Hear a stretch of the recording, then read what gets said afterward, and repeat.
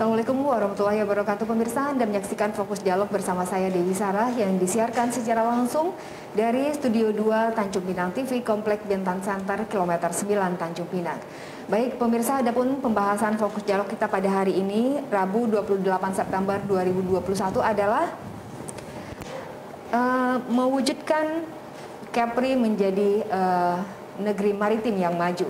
Nah pemirsa, untuk membicarakan hal tersebut telah hadir di studio saat ini narasumber kami, yaitu Bapak Muhammad Riza Ada Damanik STMSI MSI PhD, dan beliau merupakan Ketua Umum Dewan Pengurus Pusat Ikatan Sarjana Kelautan Indonesia atau DPP Iskindo periode 2021-2026.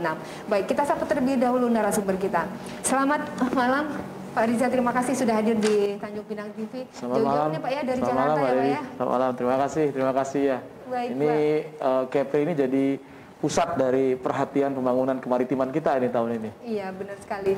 Nah, baik pemirsa, seperti yang dibicarakan oleh Pak Riza tadi bahwa Kepri menjadi pusat perhatian saat ini bagi pemerintah pusat ya Pak ya. Betul. Dan ini juga karena Kepri merupakan daerah maritim yang 96% daerahnya merupakan kelautan. Nah, pemirsa, pertepatan pada tanggal 23 September kemarin yang merupakan Hari Maritim. Tentunya kita juga ingin mengetahui seperti apa sih Kepri ini ke depannya yang digadang-gadang sebagai pusat kemaritiman di Indonesia. Baik Pak Damanik, mungkin boleh cerita sedikit sih Pak tentang Hari Maritim ini seperti apa sih Pak? Perayaannya, peringatannya seperti apa Pak? Hari Maritim ini kan bisa kita gunakan ya sebagai momentum reflektif lah untuk melihat bagaimana letak geografis dan keunggulan bangsa kita itu kan sebenarnya ada di laut gitu ya.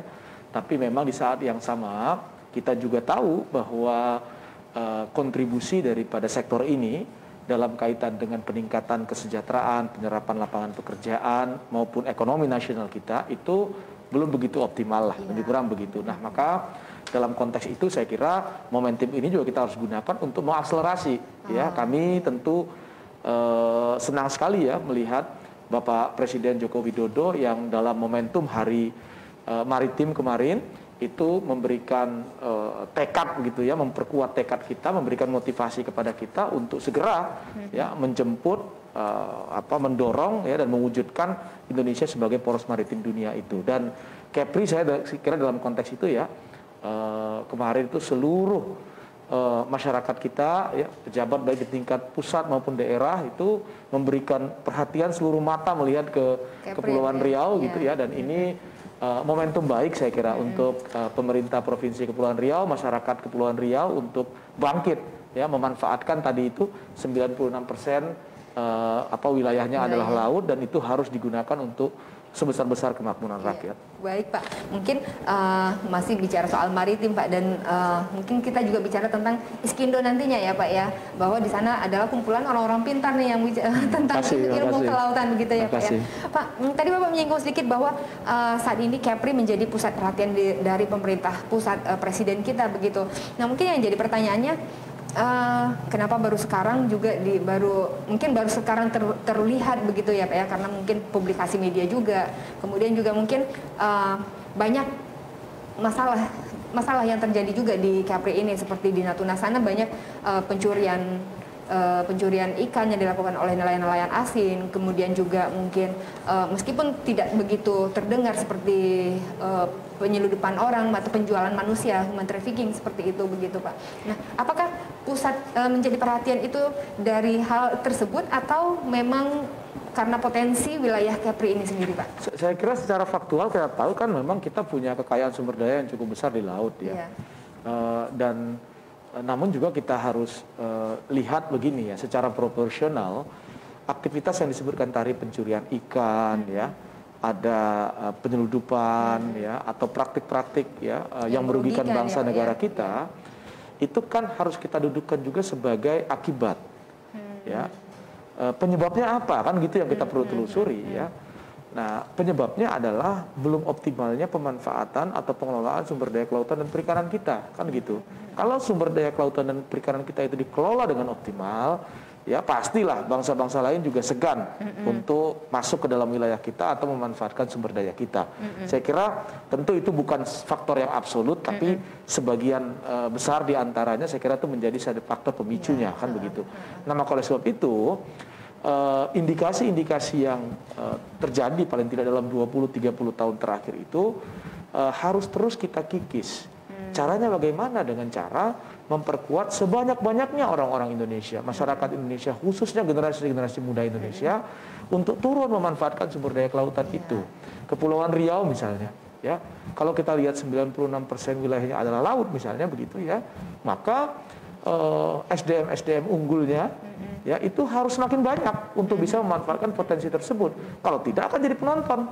Kalau jadi penonton ya berarti orang lain yang akan mengambil yang memanfaatkannya begitu ya. Nah, jadi saya kira Kepri ini punya desain yang cukup baik menurut saya ya. Kita punya di sini umrah ya, di mana memang satu perguruan tinggi ya yang memang didedikasikan dalam kerangka untuk mengokohkan pemanfaatan pengelolaan kemaritiman kita. Memang terlambat ya, tapi saya kira tidak ada salahnya lah ya, lebih baik terlambat daripada tidak sama sekali kan gitu tentu ya.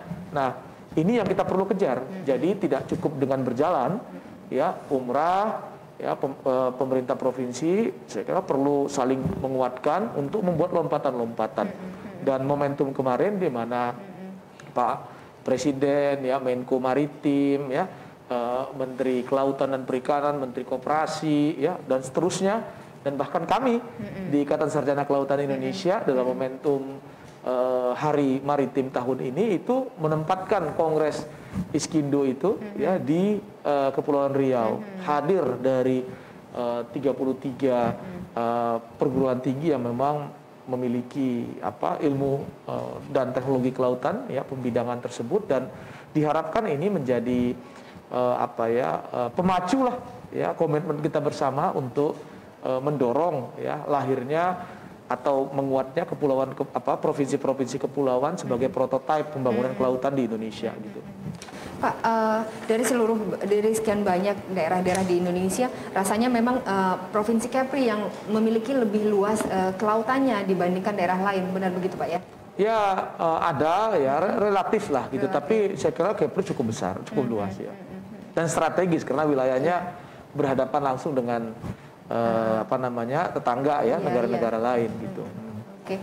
Nah, pemirsa, Bapak Muhammad Riza Ada Damanik ya, Pak ya. Nah, beliau juga merupakan staf khusus Kementerian Koperasi dan UKM RI di komisaris, dan juga merupakan komisaris BUMN dari PT Perikanan Nusantara. Nah, ini rasanya antara Ketua Iskindo, kemudian juga Bapak di Kementerian Koperasi juga, kemudian juga komisaris BUMN juga, ini saling berkaitan ya Pak ya? Saling menguatkan ya. Tadi saya katakan tadi itu ya, kita itu punya 11 sektor ekonomi unggulan di kelautan kita.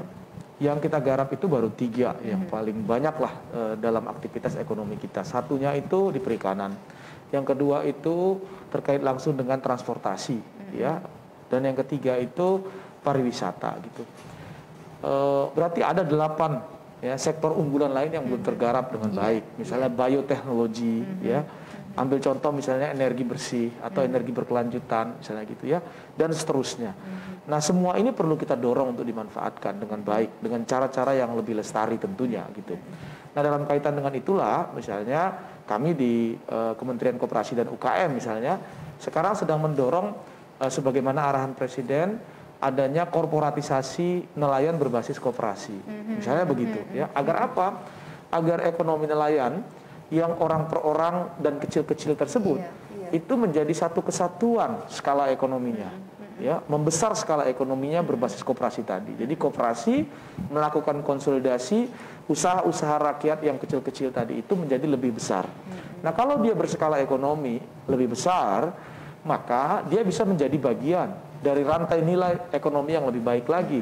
Apakah dia membangun kemitraan dengan BUMN, kemitraan dengan perusahaan yang lebih besar, atau masuk ke dalam pasar global gitu ya. Nah, dalam konteks itulah kita berharap ya upaya penguatan sektor kelautan kita ini harus sungguh-sungguh juga bisa memperkuat ekonomi rakyat kita, karena perlu diketahui 96% dari sektor perikanan kita misalnya itu kan masih dikuasai oleh ekonomi rakyat.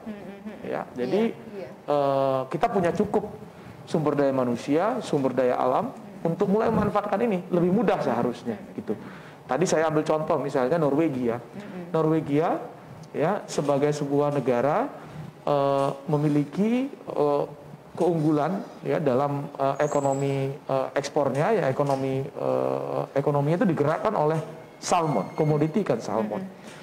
Ketika mereka menetapkan ikan salmon sebagai komoditi unggulan mereka, maka mereka secara langsung ingin menguasai 3 teknologi sekaligus.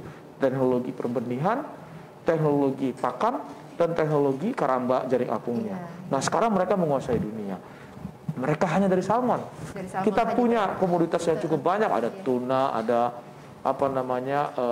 teripang, kita punya udang ya, kita punya rumput laut dan seterusnya yang ini semuanya sangat potensial untuk kita bisa manfaatkan begitu ya. Dan disinilah kami ingin berperan sesungguhnya dalam kerangka untuk memastikan ya agar upaya-upaya akselerasi dari pengelolaan sumber daya kelautan kita itu betul-betul bisa kita wujudkan.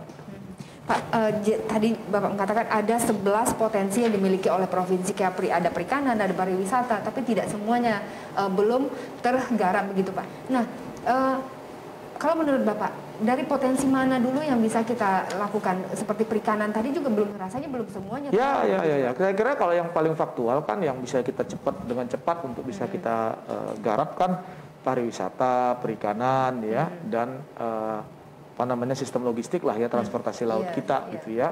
Ini saya kira harus diperkuat ya, karena memang kalau kita tadi saya sampaikan misalnya saya ambil contoh di Kepulauan Riau ya, kan nelayan-nelayannya ini cenderungnya kan nelayan-nelayan kecil ya, kalau yang mengelola sumber daya perikanannya ya. Nah budidayanya juga masih relatif terlambat lah, saya katakan demikian ya. Nah ini bisa dioptimalkan karena potensinya sangat baik sekali. Nah dalam kerangka untuk mendorong ke arah sana lah, saya kira tidak ada salahnya ya Kepulauan Riau ini dalam konteks politik anggarannya juga harus mencerminkan kepekaan terhadap sektor-sektor unggulan tersebut. Artinya pemerintahnya juga melihat sektor tersebut untuk pemerintahnya dan DPRD-nya tentunya ya. Jadi eksekutif maupun legislatifnya saya kira harus mengeluarkan satu prioritas-prioritas dalam kerangka untuk mendorong pembangunan daerah kepulauan itu didukung pula dengan politik anggaran yang berpihak terhadap sektor-sektor unggulan tadi gitu, yang berpihak kepada masyarakat yang tinggal di wilayah pesisir dan pulau-pulau kecil gitu. Jadi kita mustahil tuh ada satu pembangunan wilayah kepulauan tapi politik anggarannya mencerminkan agenda-agenda yang daratan gitu, yang nggak mungkin bisa nyambung, kan lebih kurang begitu ya. Nah ini perencanaan ini kita perlu diperkuat terus ya. Kami tadi malam juga sudah bicara dengan Pak Rektor Umrah misalnya ya, Prof Agung, dalam kerangka untuk itu ya, dalam kerangka untuk bagaimana kita mencoba untuk memperkuat ya agenda-agenda kelautan itu juga harus ditopang dengan sensitivitas, keberpihakan ya, kebijakan-kebijakan di semua tingkatan baik pusat maupun daerah termasuk dalam politik anggarannya. Baik Pak Riza. Pemirsa, kami masih akan melanjutkan perbincangan ini bersama Pak Riza. Pastikan Anda tetap menyaksikan Fokus Dialog hanya di Tanjung Pinang TV. Masih banyak yang kita perlu gali dari Pak Riza terkait bagaimana sih memanfaatkan potensi kemaritiman, apa yang harus dilakukan pemerintah selain berpihak selain berpihak dari politik anggarannya. Nah, pemirsa tetap saksikan Fokus Dialog, kami kembali sesaat lagi.